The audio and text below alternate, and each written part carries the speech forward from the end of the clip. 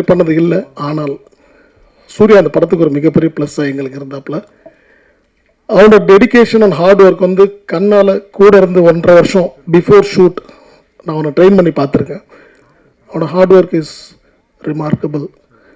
அது என்னால் அடித்து சொல்ல முடியும். ஒரு ஃபைட்டராக, ஒரு ஃபைட் மாஸ்டராக இந்தளவுக்கு ஒரு கடினமான உழைப்பு பண்ணது இந்த வயசில் ஒரு சின்ன பையனாக பண்ணாப்புல. எஸ், இந்த ஆப்பர்ச்சுனிட்டி யார் கிடச்சாலும் பண்ணியிருப்பாங்க, அதில் மாற்று கருத்தே இல்லை. ஆனாலும் நான் சூஸ் பண்ணி ஒரு விஷயத்துக்கு உள்ளே வந்ததுனால அப்போனா ஹார்ட் ஒர்க் வந்து கொஞ்சம் நஞ்சம் இல்லை. அண்ட் அதுக்குண்டான ரிசல்ட்டை இன்றைக்கி எல்லாருமே படத்தில் பார்க்குறோம். And definitely Surya you have a bright future, very good future. யாரை பற்றியும் யோசிக்காத, மனசுக்கு தோணதை பண்ணு. பட் தப்புன்னு தெரிஞ்சால் இம்மிடியேட்டாக மன்னிப்பு கேட்டுரு, அவ்வளோதான். ஓகே, எல்லோரும் கற்றுக் கொடுக்க எல்லாருமே இருக்காங்க. எனக்கு நானும் நிறைய தப்பு பண்ணியிருக்கலாம், எனக்கு தெரியாது. என் வயசில் எனக்கு யாரும் சொல்ல யாரும் இல்லை.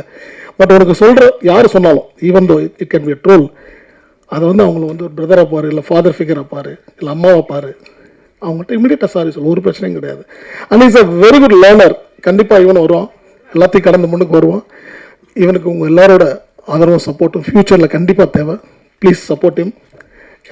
Thank you so much. Thank you. Thank you master. இப்போ ஒரு குரூப் ஃபோட்டோ எடுத்துக்கலாம்.